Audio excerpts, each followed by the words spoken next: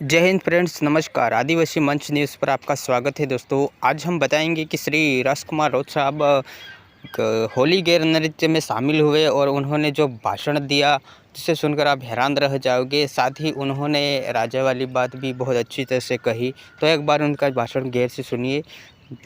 ये वीडियो आदिवासी इलाकों में काफ़ी वायरल हो रहा है, तो दोस्तों इसको लाइक करिए और अपने दोस्तों को शेयर कीजिए। एक पाल जे शब्द है पाल शब्दम ताकतों अलग आवे है कि नहीं आवे कि नहीं आवे। मैं ज्यादा जानकारी नहीं, लेकिन डोहा की बात करता कि डूंगरपुर नो जे राजा तो और इन राजा के पहले हालांकि हमारे राजा थे, राजा डूंगर बरंडा, लेकिन इसके बाद जिनका रजवाड़ा आया तो शायद कोई संकट था या उनकी बच्ची किसी की शादी थी, तो पाल वाला था कि थोड़ा सहयोग मांगवाने की बात की थी भूमड़ जीतू। तो शायद अणीस पाल में एक पला सिपाही या कई अब्जे तो तणे आणि पाल वाले शायद घोड़ा डांडिया कापी मुगली दी देता है कहीं। सही बात है, हासी बात है कि एक राजा तो राजा ने कही दीधु नेरीन हमारा तो नहीं प्लान घोड़ा डांडिया कापी मुगली दी એટલે खबर पड़ी गयो कि पाल वाला राजी नहीं, पाल वाला बीवा वाला नहीं, पाल वाला झुकवा वाला नहीं, संकेत आ तो सही बात है क्या। तुम हमारे पूर्वज थे, कौन थे? हमारे पूर्वज थे। हमारी माताएं थी, ताकत रखती थी, दम रखती थी। हमारे वडील थे, वो भी दम रखते थे। शरीर में टेको तो न जिगरा में टेको तो न दिमाग में टेको तो। अभी पाल वाली जी ताकत है आजाद भारत थावा बाद ए बार कटलिक ताकत राखो तम मत निर्भर है। डोहा कई बढ़िया करी गया, डोहा जी करी गया एने नाम थे कि तमे में पाल नाम को एम उसको के ए डोहा ने वेता आणि पाल ने ताकत ने बनावता त्यास तमे बांडा जाई कहता मैं बोकला पाल नाम कहता अमे हार पेर पाल नाम એટલે का कि जात कारी भी राजा मत संकट आवतो तमार वे ए बार भी गए आदिवाली पेले खाण या दरे हम कहीं ती राजो संकट आवतो तमार डोहो फास आवी आवी ने दबी जतो दरा में कहीं क्योंकि पालना आदमी था। और एक राजा का सिपाही था, कहते हैं कि वहां आदरी सोकी में नौकरी माते अब जो तमार एक रो तो सतो बनवास हतो, बनवास એટલે કે નથી કે બીએ તો નહીં તણા ચોકીદાર ने गाबड़ो कापी नागी दी तुम कहीं राजा ने संकेत आल तो कि ये पाल वाले लोग झुकने वाले नहीं है। तो इन पालवी धरती के लोग हैं हम, उस वो ब्लड है हमारे अंदर, वो खून है जो हमारे बाप दादा स्वाभिमान के लिए लड़ते थे, हक के लिए लड़ते थे। किसके लिए लड़ते थे? हक के लिए, स्वाभिमान के लिए। और उसी पालवी खून या हमारे आदिवासी समुदाय के खून को आज वर्तमान में एक बाथरूम बल्ले लड़वा बल्ले तैयार कर दीदा। 2 रुपये किलो गांव बल्ले लड़वा बल्ले तैयार कर दे, नाना नाना पाले बल्ले लड़वान तैयार थी गया। पहले हड़ा बल्ले लड़ता था, आज हड़ा बल्ले लड़ा। मेरा उद्बोधन मैं चुनाव को लेके नहीं करना चाह रहा हूं। मेरा उद्बोधन हमारे बाप दादों की जो ताकत थी, हमारे पालवी धरती की जो ताकत थी, उस ताकत को लेके और वर्तमान परिस्थिति में है दोनों की तुलना करना चाह रहा हूं। वो तुलना इसलिए करना चाह रहा हूं ताकि आपने पाल व्यवस्था बरकरार रहे, एकता रहे। मैं इच्छा था जी आज पाल बोखला में मुंह अति ढोल बजाड़ो दिखने, पर मैं दुख था जो पाल वाला नवा सुर नास्ताच नहीं आवड़तु है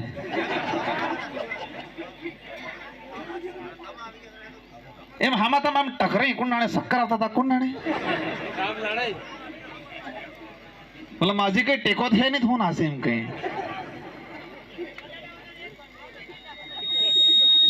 आप इसे हम कहीं पहला मोने कहता हूँ पहला बैठे बैठे कहीं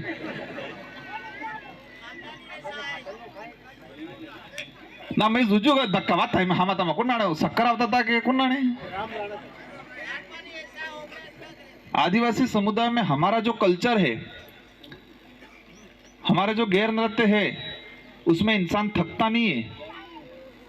डोहन आणि खोन टपकी जातात आणि खोन आ खोन बुसट है क्यों ये खोनाळो थाई जतो आता जेम डोल वजाड़ते वजाड़ते खोन नकली जातं ते पासा उभा नहीं रहता हमारे बुआ हैं पिलावड़े जुरी जी हमारे डोकरे अपने सबके डोकरे थकते थे क्या? एक बार एक शक्कर में था तो ना गया आदमी। तेल वाला देसी खाता था, बार पेलू फ्री वाला चक्कर में यूरिया डीएपी खाई पूरा था गया। और फिर पेलो अंतर फिर साटी आके माते हैं और अंतर साटता ते बस 12-20 जात बस 17-20 जाई।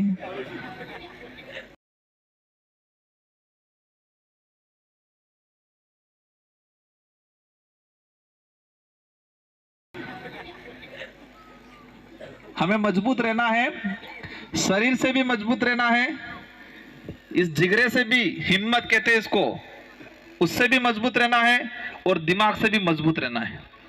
कहीं से कमजोर नहीं रहना है। शरीर थे के कटला है काटा लेकिन दिमाग थे के मजबूत नहीं होते, गड़बड़ थी जाए। इसलिए हर तरफ से मजबूत रहना है। ये जो कारवा जो चल रहा है ये विधानसभा या लोकसभा के लिए नहीं, हमारे आने वाली पीढ़ी के भविष्य को मजबूत बनाने के लिए कारवा चला रहे हैं हम लोग। आज देश के अंदर जो स्थिति बनी हुई है,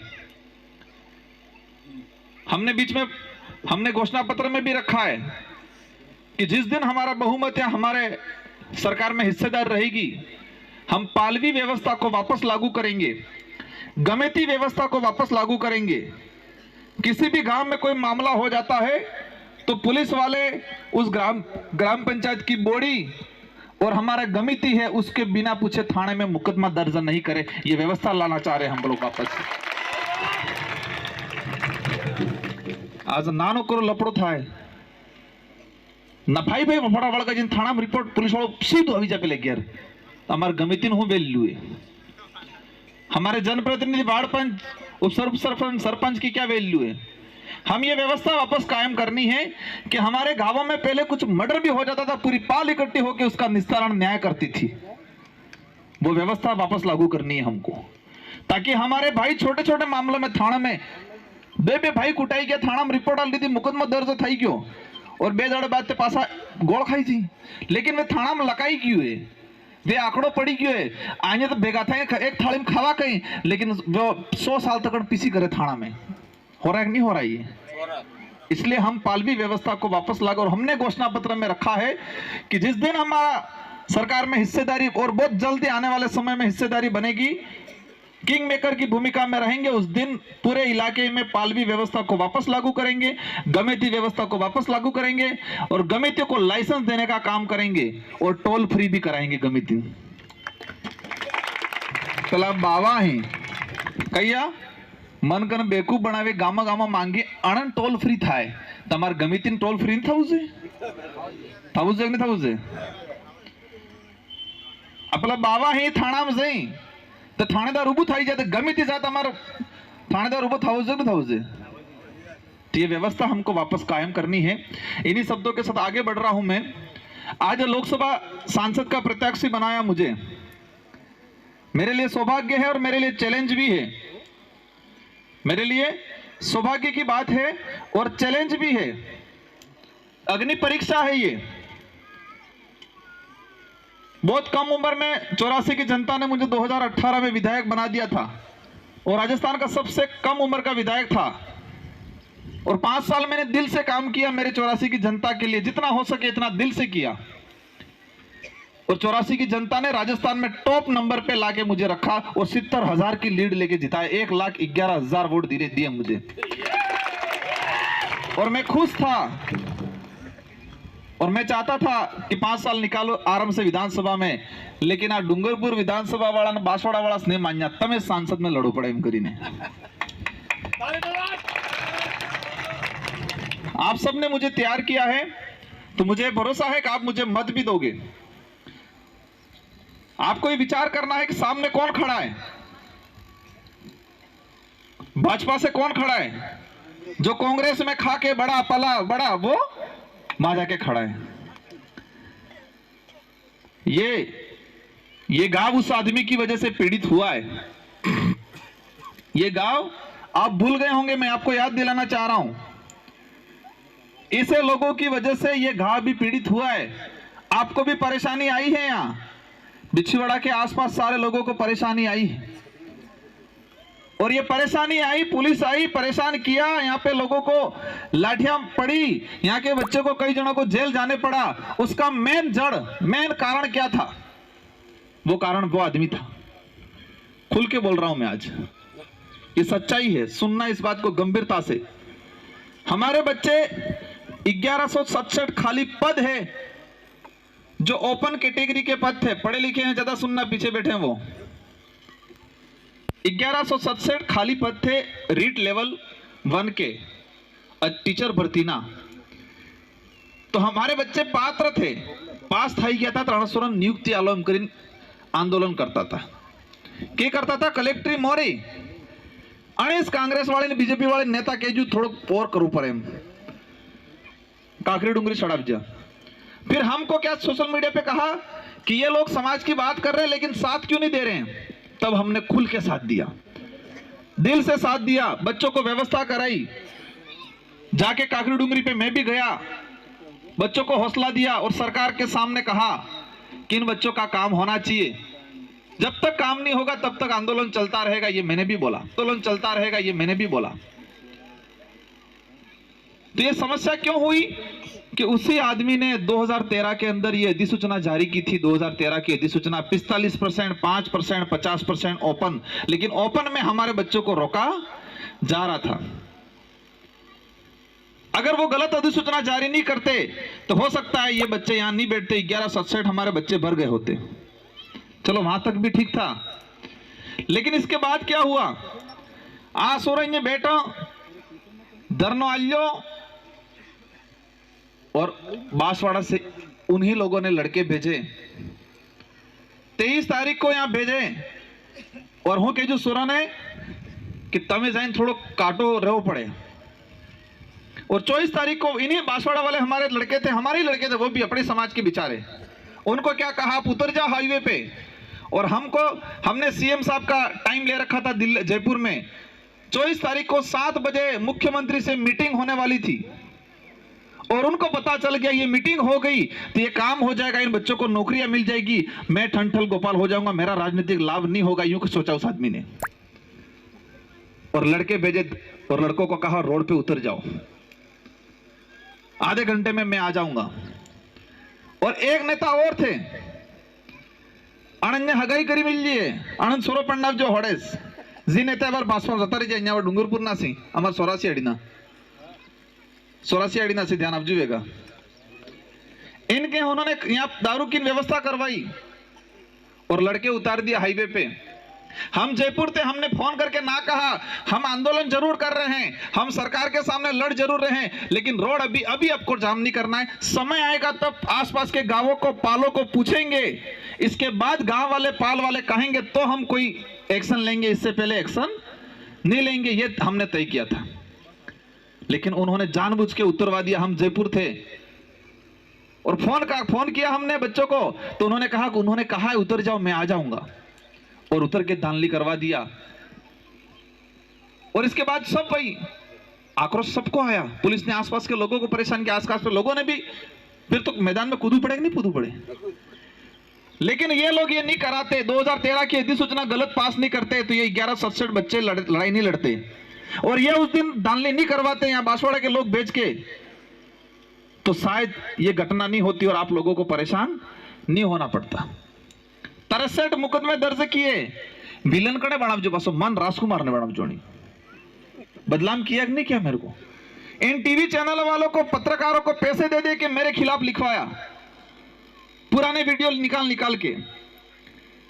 मैं सच्चाई के लिए लड़ रहा था, आप सबके लिए लड़ रहा था, लेकिन बदलाव आपके सामने था कि जनता जिस जनता के लिए लड़ रहा था उसी जनता के बीच में इसको बदलाव करो, ये पॉलिसी खेली उन लोगों ने। और मैं कहना चाहूंगा कि जो समाज का नहीं हुआ, जो जिस पार्टी में वार्ड से लगा के मंत्री संतरी तक बने, उस पार्टी के नहीं हुए, वो किसी के हो सकते हैं क्या? आज वो किसके लिए लड़ रहे हैं? क्या वो समाज के लिए लड़ रहे हैं? वो लड़ रहे हैं, वो किसके लिए लड़ रहे हैं? क्या वो किसी उनकी पार्टी के लिए लड़ रहे हैं? पार्टी तो उनकी कांग्रेस थी। वो खुद के लिए लड़ रहे हैं और खुद के स्वार्थ के लिए पूरे समाज को डुबाने का काम कर रहे हैं। इसलिए आप सबको मजबूत रहना है। और आज जिस तरह से देश में भाजपा कह रही है संविधान खत्म करेंगे, अभी जानकारी मिली है मेरे को कि ये 15 किलोमीटर के आसपास हमारे बिलाना में भाई बैठे, उनके अलॉटमेंट नहीं हो रहे, हाईवे के आसपास दोनों तरफ ही बता रहे हैं। हमारे भाई बिलाना चारागाह पड़त में बैठा है और यही भाजपा सरकार ने भी कानून बनाया है कि पंचायत आबादी या बिलाना में चारागाह में बैठा हुआ है उसको अतिक्रमण माना जाए, उसका घर उजाड़ा जाए। और जिस भाई का घर बिलाना चारागाह में बना हुआ है उसके घर को उजाड़ने का कानून बनाया है उस भाजपा सरकार ने, लेकिन उस भाई के घर पे भाजपा का ही झंडा लगा हुआ है। कितना महान काम कर रहा है हमारा भाई। ये पालना क्या में फंसे, पाल वाला जागरूक था, काटा था, शरीर थे कहता ना दिमाग थे कहता। और एक बार जी भाजपा सरकार उस बिलाना चारागाह पड़त जमीन पे जो मकान बना हुआ उसको गिराने का कानून बना रही है। पर उसी मकान, जिस मकान को गिराने का कानून जिस पार्टी ने बनाया है भी, उसी पार्टी का झंडा लगा के बैठे हुए हमारे भाई। हम किस दिशा में जा रहे हैं? 3 साल हो गए बच्चों की छात्रवृत्ति नहीं आई है। पढ़ने वाले बच्चे बच्चियां हैं, हाथ खड़ा करो, आई है किसी की? 2-3 साल था ही कि नहीं? लेकिन आई नहीं, बार खुश करे बापा खुश करे, राम ने नाम थे कि